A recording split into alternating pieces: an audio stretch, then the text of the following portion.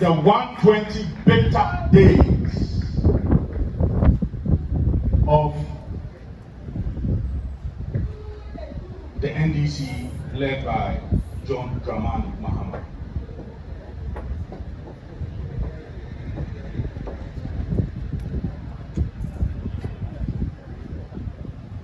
Hello? Lead up to the 2024 general elections, candidate John Dramani Mahama released a document titled Mahama's First 120 Days Social Contract.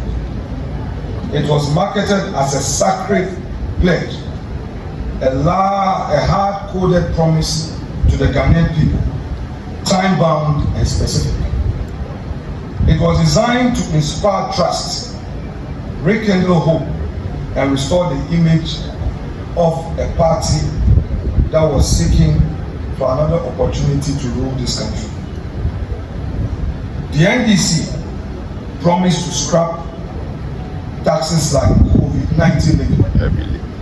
They pledged to ban illegal mining, slash import duties, revive industrialization, launch mass employment programs, hold public officials accountable, increase cocoa prices. Not the least, they promised the people of Ghana a 24-hour economy under 133, one job, 3 shifts. Then on January 7, 2025, standing before the Republic, His Excellency declared, quote, "I intend to tell you the truth," end quote. He claimed he would act with, quote, "decisiveness and restore," quote, "faith in institutions and initiate what he called a national reset." But after 120 days of his presidency, the truth is brutally clear. The social contract was a political bait and a switch, a glossy list of promises not meant to be fulfilled, but merely to be flaunted, exploited, and forgotten. 1. The taxes remain. 2. Contractors remain unpaid. 3. Illegal mining rages on. No state of emergency in sight. 4. Industries continue to suffer. 5. Unreliable power supply, what I call doomsday promise, is unfolding. Further, the job creation pledges have turned into press releases without action. The cocoa prices, the farmers who were promised that 3,000 per bag of cocoa was going to increase to 6,000 per bag, have also been disappointed. And the slight stability of the city, now claimed as the Mahama miracle, is nothing more than a byproduct of a weakening US dollar on the global stage. This, fellow Ghanaians, is not a matter of political disagreement. It is a matter of deliberate national deception. And as you are well aware, this is not just a speech, it is a call to remembrance and resistance. It is a forensic audit of the presidency that campaigned with the agency of a reformer, but now governs with the indifference of a ruler long exhausted by ideas. I dare say that the lame dark days of President John Dramani Mahama has already started.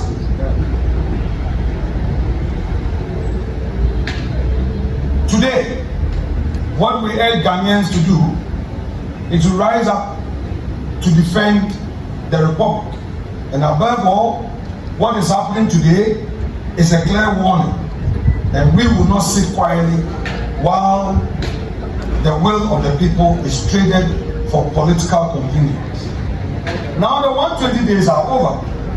The promises have collapsed, the excuses have run dry, the reckoning must begin. Let it be said plainly to every Ghanaian. You were not given a reset, you were sold a recycled failure. and now the clock has run out. Accountability must take center stage. Let history recall this moment not as a dawn of renewal, but as a day the veil of betrayal was torn away. Now, let me give you the details. The promise of constitutional fidelity. Today, the executive has broken this promise. What we experience now is executive lawlessness. On his inauguration day, His Excellency vowed, quote, "I shall strive to exercise sound judgment and be willing to act timelessly to resolve our challenges," end quote. But when faced with a clear breach of Article 286, when his appointees failed to declare their assets before taking office as constitutionally required, he did not act lawfully. He invented a bizarre punishment, a 3-month salary forfeiture, no referral to the Commission on Human Rights and Administrative Justice, no investigations, no accountability. What the president did was not a legal remedy. It was a constitutional betrayal. By failing to uphold the law, the president brought his own oath and the entire presidency into disrepute. Now they also pledged of security. They themselves, by their own actions, have undermined this through their neglect and the military politicization. In his inaugural address, Mr. President personally said that he was going to secure our sub-region and, quote, "We must work together to keep our sub-region safe," end quote. Yet under his own watch, Boko bleeds. Boko bleeds. The president offers neither decisive intervention nor compelling empathy.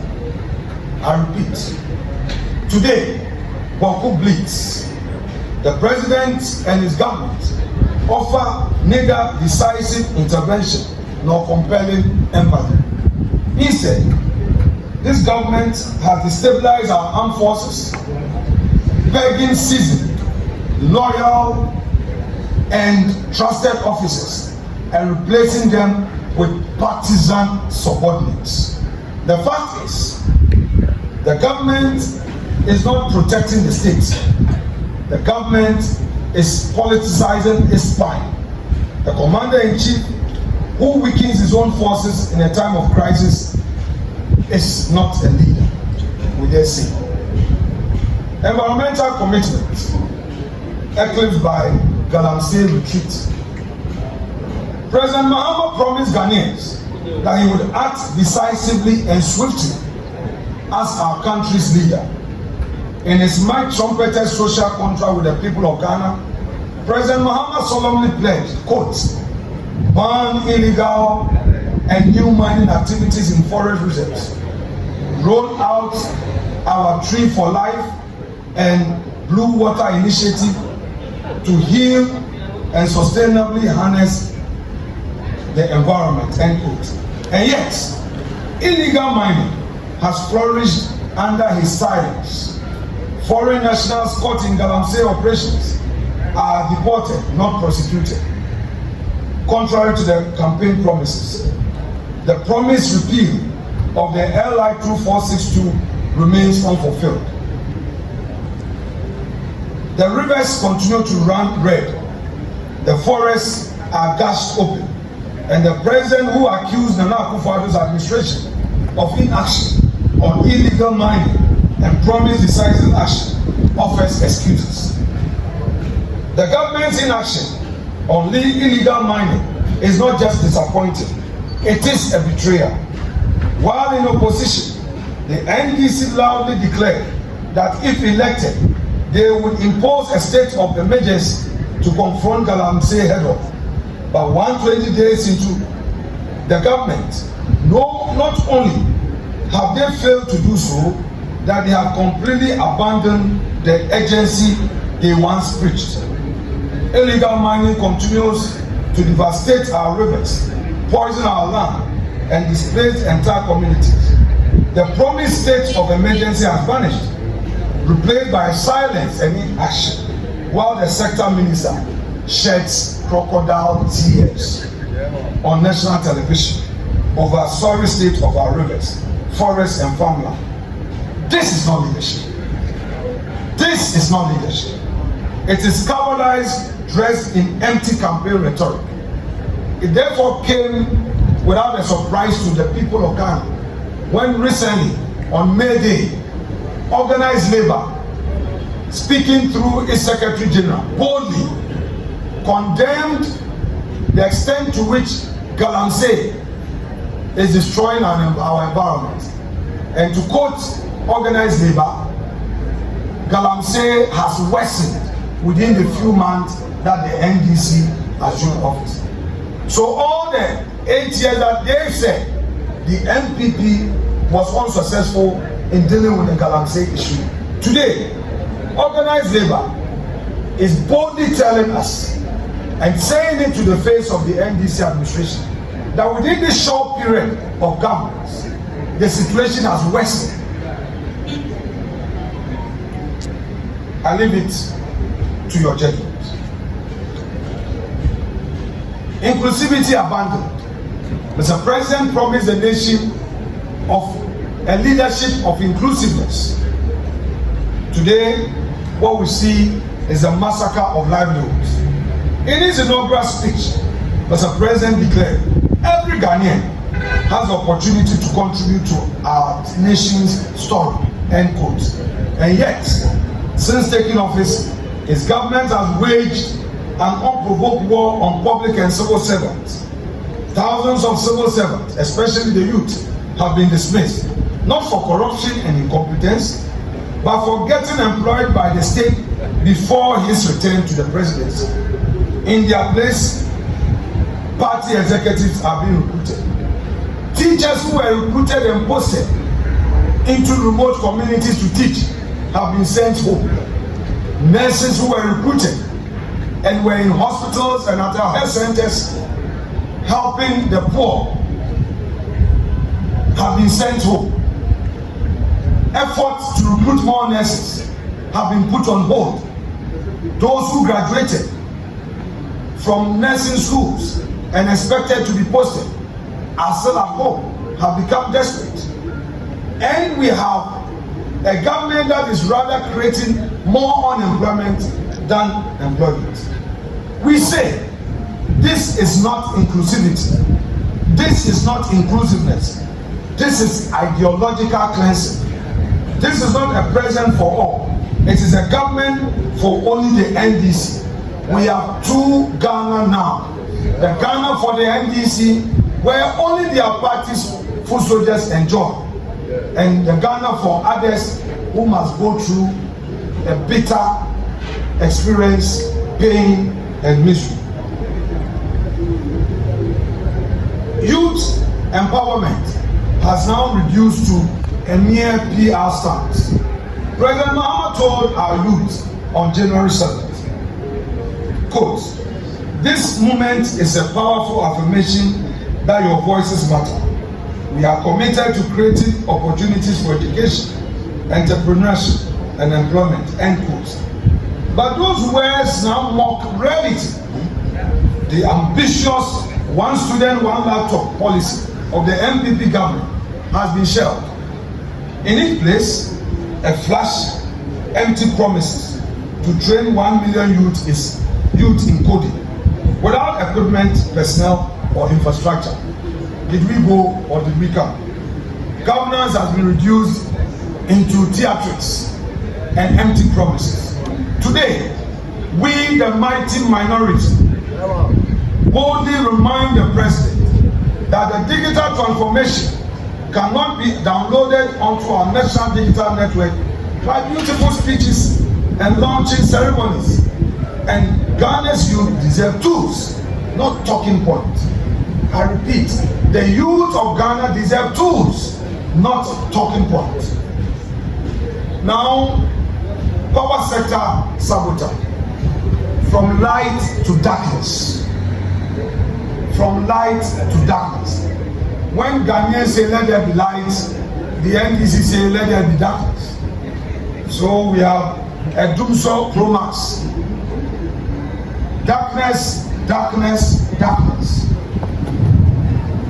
Mr. President promised to fix Ghana's energy crisis. He accused his predecessor of failure. Although NPP came to meet Doomsday and fix the Doomsday, yet during the campaign, Mr. President and his party rather accused NPP of not keeping the light on. But let's all be honest with ourselves. The last 120 days, we have seen persistent power outages, low voltage, and silence in the face of national inconvenience. Not a single moment, a single day, has the energy minister addressed the Ghanaian people on the energy crisis. Where is the energy minister? Is he lost in this darkness? We are taking a torchlight looking for the energy minister. We cannot find the energy minister. Mr. Energy Minister, where are you? Bring back our lights. The emerging power crisis during the second term of His Excellency President John Dramani Mahama obviously looks will be deeper, and it appears that it's going to be darker and deadlier. Across the country, businesses are gradually grinding to a halt, industries are scaling back production, and hospitals are struggling to save lives without consistent electricity. Yet they go to the hospitals and all they know is sacking the chief executives. Sack them, sack them, sack them. That is all that the ministers are doing. Targeting chief executives and sacking them instead of putting on the light. Home appliances are burning out, livelihoods are vanishing, and the national mood is collapsing under the weight of government inaction.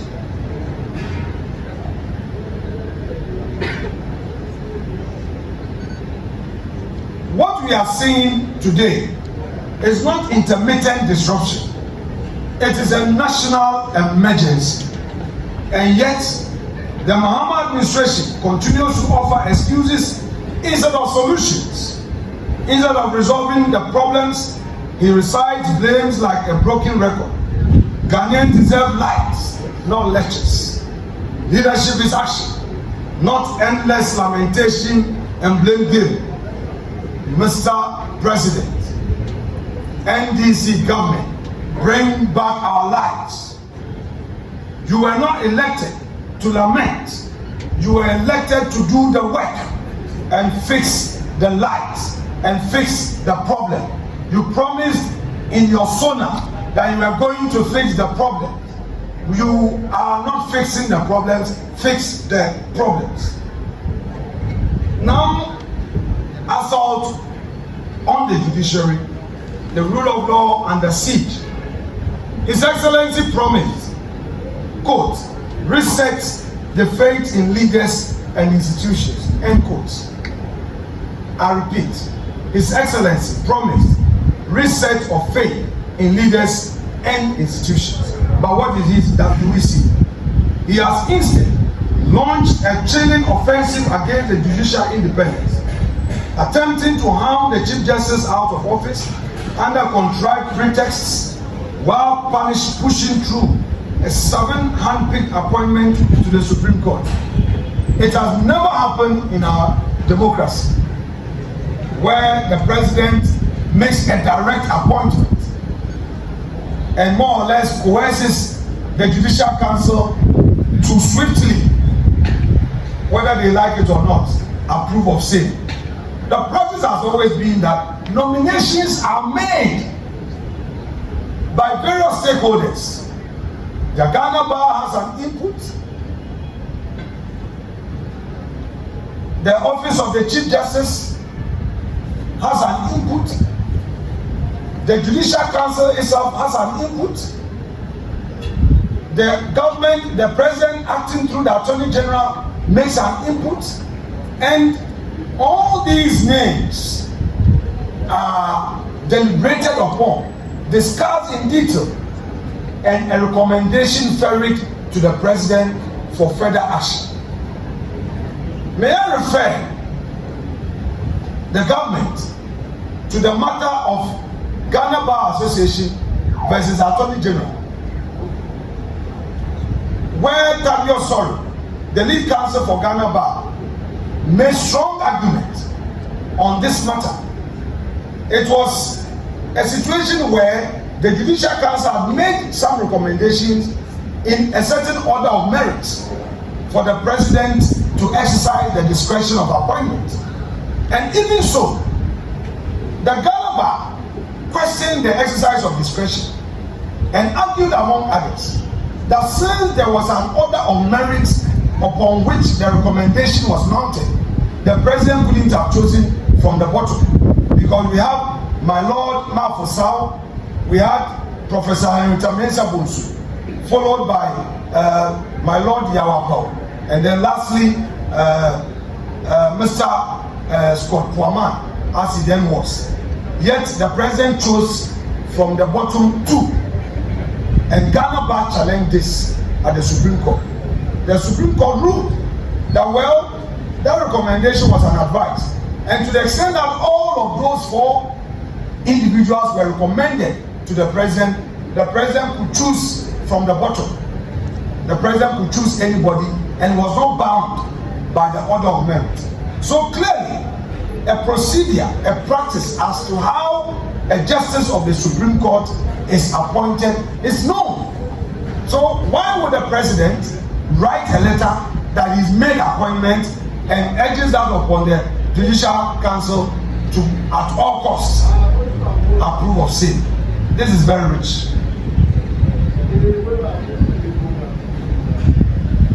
The president and his government are not on a journey of reform. They are doing court packing. This is dictatorship disguised as democracy, and we, the minority, will not stand for it.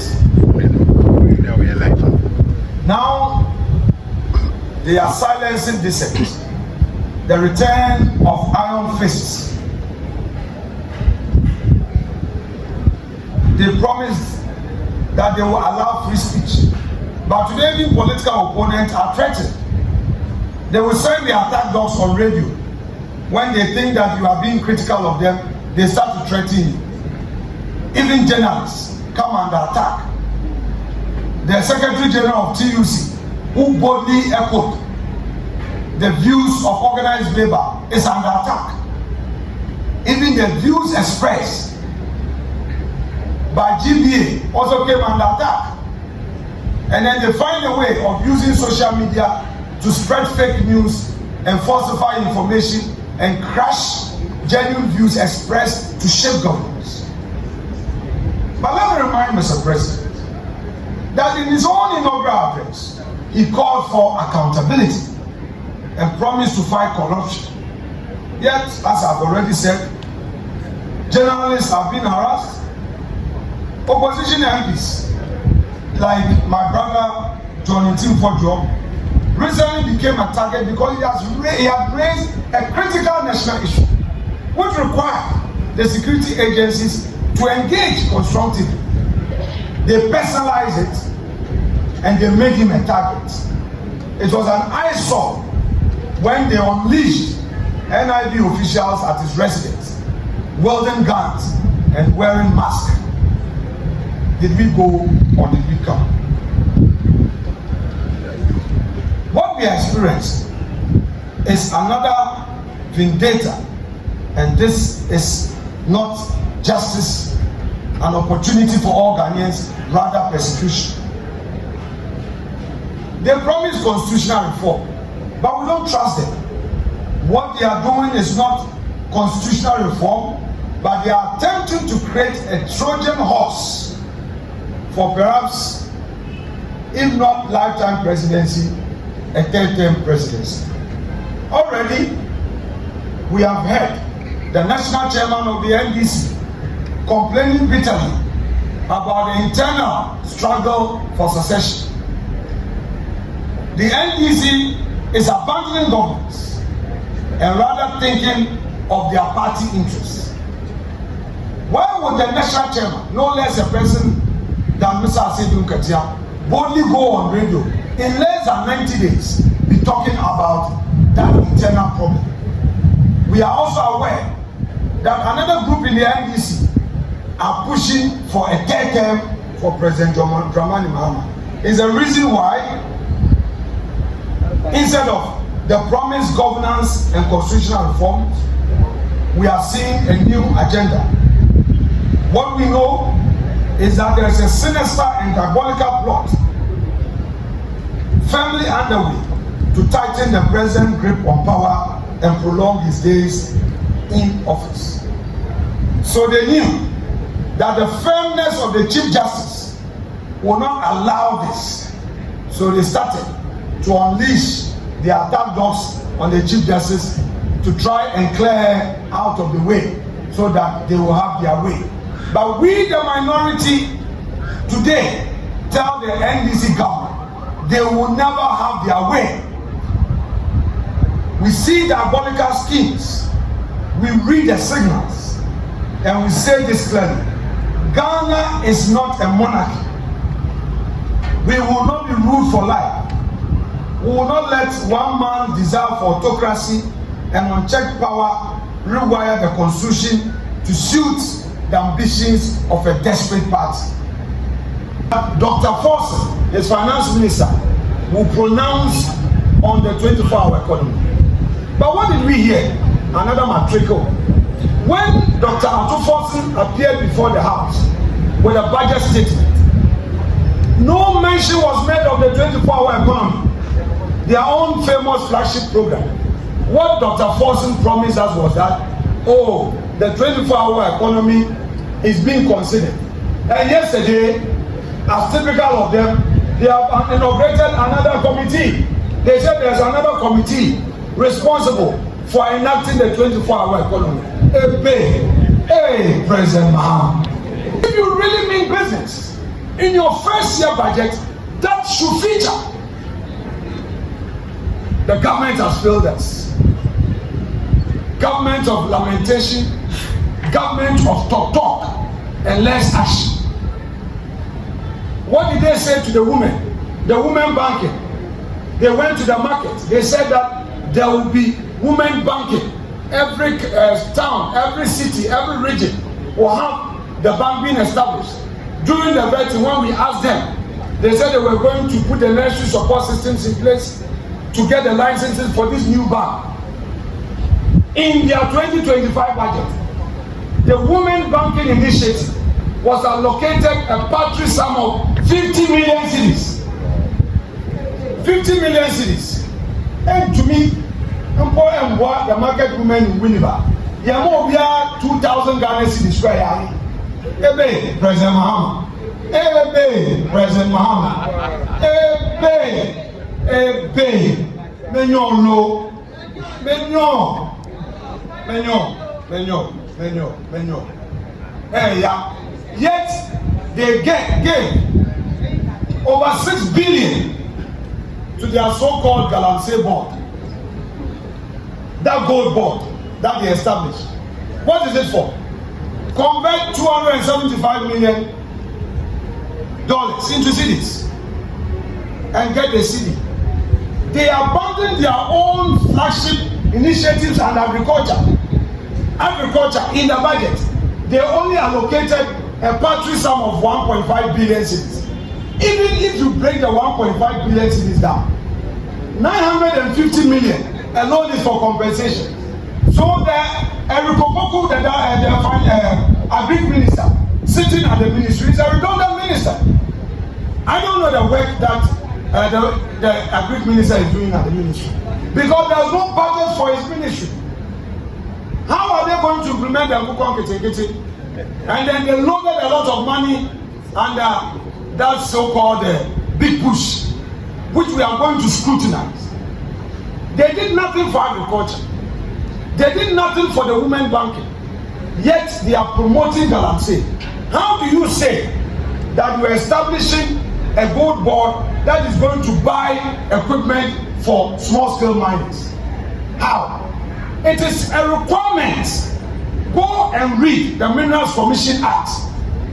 If you want to go into mining, one of the requirements is to show your financial capability. You must show that you have the means to go into mining.